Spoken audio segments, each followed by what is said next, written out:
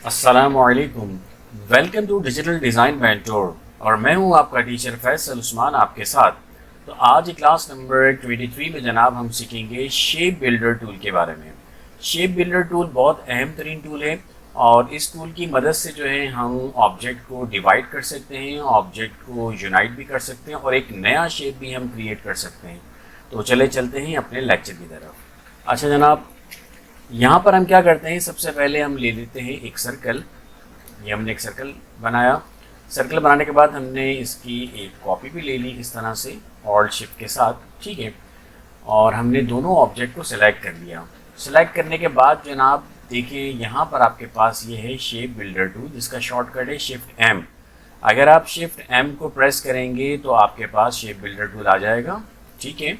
अच्छा, आपने यहाँ पर क्लिक किया, देखें ये पार्ट अलग हो गया। आपने यहाँ क्लिक किया, ये पार्ट अलग हो गया। आपने यहाँ क्लिक किया, ये पार्ट अलग हो गया, ठीक है। अब मैं आपको दिखा भी देता हूँ। देखो इसको मूव करने के बाद ये देखें, ये अलग हो गया, ये अलग हो गया, ठीक है।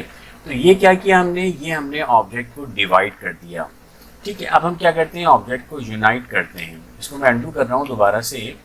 अंडू करने के बाद देखिए ये ऑब्जेक्ट अलग अलग हो जाएगा, ठीक है। ये अच्छा, ये अभी नहीं हुआ अंडू, तो हम इसको दोबारा से कर लेते हैं। ऑल्ट शिफ्ट के साथ कॉपी ले लेते हैं। कॉपी करने के बाद देखिए हमने दोनों को सिलेक्ट कर लिया। सेलेक्ट करने के बाद हम गए शिफ्ट एम को प्रेस कर दें या आप शेप बिल्डर टूल ले लें। आपने यहाँ पर क्लिक करके इसको देखें, इसके साथ आपने मर्ज कर दिया, तो ये मर्ज हो गया, ठीक है। अब देखिए ये एक ही ऑब्जेक्ट बन गया, पहले अलग अलग थे। अगर आप चाहें तो इसको यहाँ क्लिक करके इसके साथ जब ड्रैग करेंगे माउस को तो ये भी इसके साथ मर्ज हो जाएगा, ठीक है। तो ये शेप हमारा बन गया। अब आते हैं हम दूसरा कोई शेप क्रिएट करने के लिए। हमने क्या किया, एक हमने सर्कल बनाया। सर्कल बनाने के बाद यहाँ से हमने ले लिया रोटेशन टूल। रोटेशन टूल लेने के बाद हमने यहाँ पर क्लिक किया, ठीक है। ऑल्ट के साथ आपने इस एंकर पॉइंट पे क्लिक करना है, ठीक है। तो आपके पास ये रोटेट की विंडो ओपन हो जाएगी। यहाँ पर आपने 60 का एंगल दिया, इसके बाद फिर आप कर लें इसको कॉपी। ये हमने कर लिया इसको कॉपी। कॉपी करने के बाद कंट्रोल डी करें, कंट्रोल डी करें, कंट्रोल डी, कंट्रोल डी, ठीक है।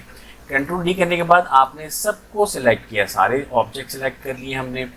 सेलेक्ट करने के बाद आप शिफ्ट एम को जब आप प्रेस करेंगे तो आपके पास कौन सा टूल आ जाएगा, शेप बिल्डर टूल आ जाएगा, ठीक है। आपने क्या किया जनाब, आपने यहाँ से क्लिक करके यहाँ पर लेकर आए आप, बल्कि यहाँ पर नहीं, ठीक है। आपने यहाँ क्लिक किया, ये लेकर आए, फिर आपने यहाँ क्लिक किया, ये लेकर आए, फिर आपने यहाँ क्लिक करके ये किया, आपने यहाँ क्लिक करके ये किया, आपने यहाँ क्लिक करके ये किया, यहाँ क्लिक करके आपने ये किया। देखें हमारे पास एक कितना अच्छा सा शेप क्रिएट हो गया, ज्योमेट्रिकल फ्लावर हमारे पास एक क्रिएट हो गया, ठीक है। अच्छा, इसमें चाहें तो आप कलर भी कर सकते हैं। अगर आप चाहें तो इसमें कलर भी फिल कर सकते हैं। आपने सेलेक्ट किया, सेलेक्ट करने के बाद आपने यहाँ पर क्लिक किया, देखिए ये वाला कलर आ गया। आपने यहाँ पर क्लिक किया, यहाँ पर ये वाला कलर आ गया। तो आप इस तरह से कलर भी फिल कर सकते हैं, ठीक है। तो हमने ये शेप बनाया। अब हम कोई दूसरा शेप बनाने की कोशिश करते हैं। इसको हम रख लेते हैं साइड पे।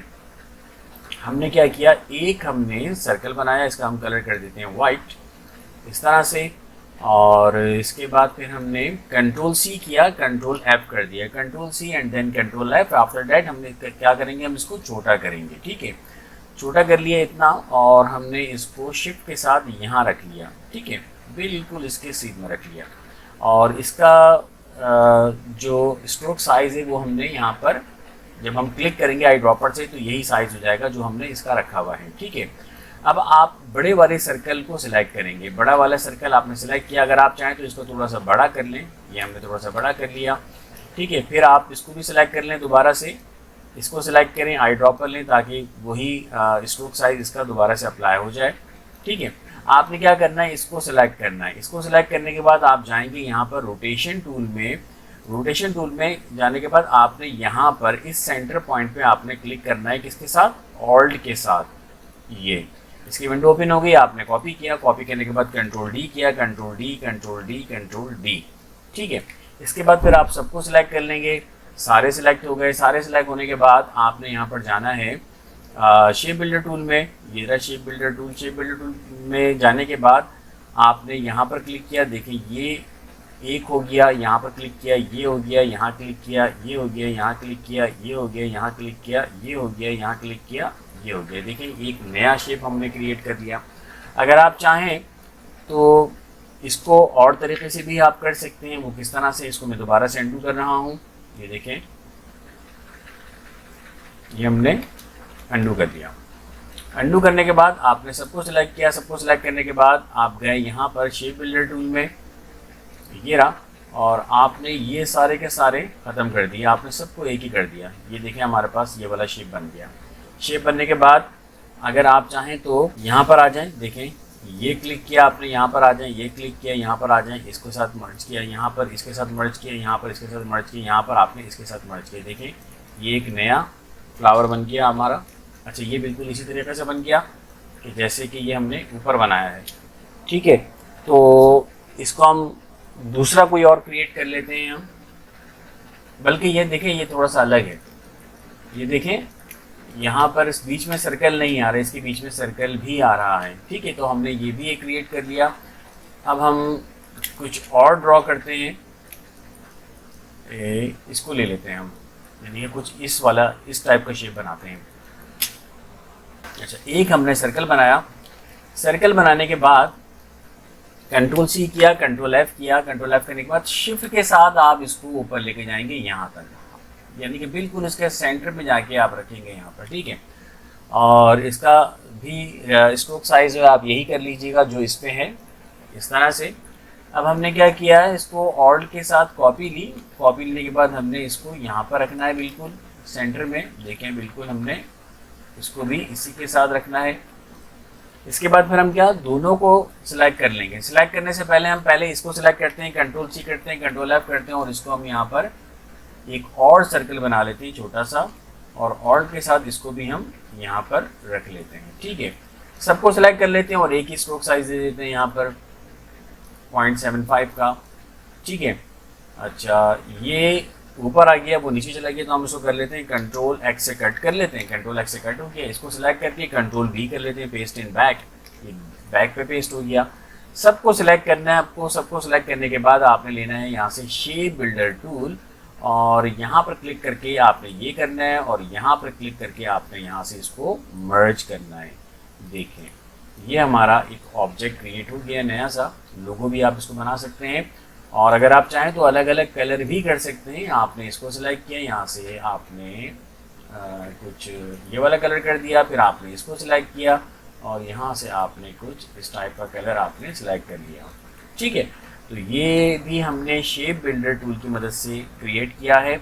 और अब हम कुछ इस तरह से क्रिएट करते हैं। यहाँ से ले लेंगे हम राउंडेड रेक्टेंगल। इस तरह से हमने एक राउंडेड रेक्टेंगल लिया है।